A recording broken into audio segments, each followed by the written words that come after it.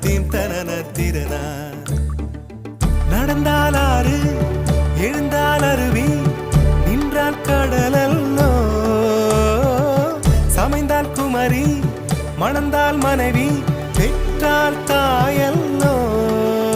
சிறு நதிகளே நதியிடும் கரைகளே கரை தொடும் நுரைகளே நுரைகளில் இவள் முகமே.